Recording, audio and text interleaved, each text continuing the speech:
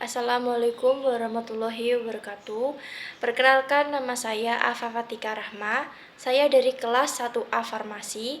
Di sini saya mau sedikit menjelaskan tentang tukak lambung. Di sini saya mau menjelaskan 7 poin untuk saya bahas ke belakangnya. Yang pertama, ada yang namanya pengertian, terus ada klasifikasi, etiologi, patogenesis, gejala, pengobatan, dan pencegahan. Poin yang pertama, pengertian. Tukak lambung adalah luka pada lambung yang menyebabkan keluhan sakit mah. Selain di lambung, luka tersebut dapat terbentuk di usus 12 jari atau di bagian bawah kerongkongan. Nah, banyak orang menganggap bahwa luka di lambung disebabkan oleh konsumsi makanan asam atau pedas secara berlebihan. Anggapan tersebut kurang tepat. Makanan pedas memang bisa mempengaruhi gejala sakit mah, tapi tidak menyebabkan luka. Nah, sebagian besar kasus tukak lambung disebabkan oleh infeksi bakteri H. pylori atau karena konsumsi obat pada nyeri yang berlebihan.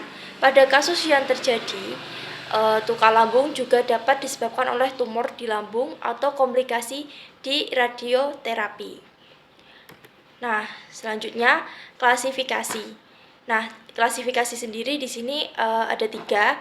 Yang pertama, tukak lambung gastric ulcerus yang muncul di bagian dalam lambung. Terus yang kedua, esophagus yang muncul di dalam kerongkongan.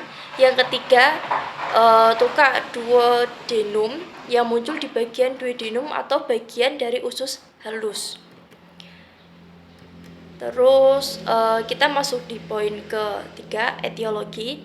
Nah, saat ini diketahui terdapat 3 penyebab utama tukak peptik, yaitu NASID, infeksi H. pylori, dan kondisi hipersekri asam seperti Zollegren-Ellison syndrome. Adanya infeksi H. pylori atau penggunaan NASID harus ditelusuri pada semua penderita dengan tukak peptun Sanusi 2011.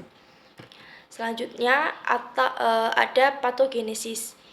Nah, patogenesis yang pertama asam lambung, peka terhadap asam lambung, gastri, relasi dengan pH positif, kurang lebihnya orang sehat dengan pH positif. Terus tipe tukak. Terus yang kedua motilitas 40%. Terdapat keterlambatan penggosongan lambung untuk makanan padat.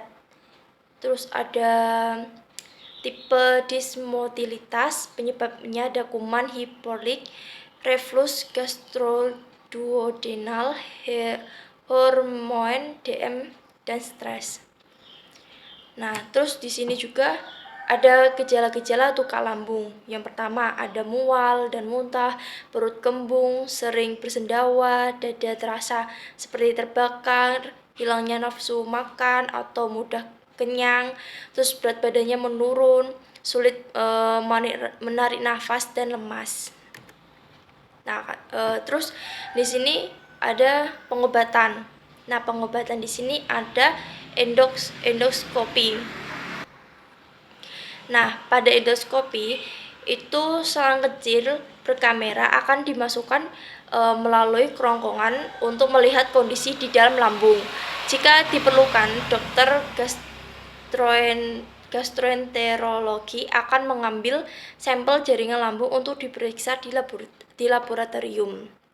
Terus ada tes laboratorium juga. Setelah luka terlihat melalui endoskopi, dokter akan memeriksa keberadaan bakteri H. pylori melalui urea bird test dengan menganalisis hembusan udara pernafasan atau memeriksa sampel darah dan feses pasien. Terus buat pencegahan dari tukak lambung ada 8, yaitu yang pertama, tukak lambung dapat dicegah dengan beberapa langkah seperti berikut. Rutin cuci tangan terutama sebelum makan dan setelah dari toilet. Cuci bahan makanan dan masak hingga benar-benar matang. Jadi kalau misal masak telur dan lain sebagainya. Kalau bisa masaknya lebih matang. Terus hindari mengkonsumsi minuman beralkohol. Terus pastikan air yang diminum bersih dan sudah dimasak. Batasi penggunaan obat antiinflamasi non-steroid. Terus ada berbanyak makan sayur, buah, dan biji-bijian, dan berhenti merokok. Nah, itu sekilas dari penjelasan saya mengenai tukak lambung. Apabila ada salah kata, mohon dimaafkan. Saya Afatika Rahma, mohon undur diri. Wassalamualaikum warahmatullahi wabarakatuh.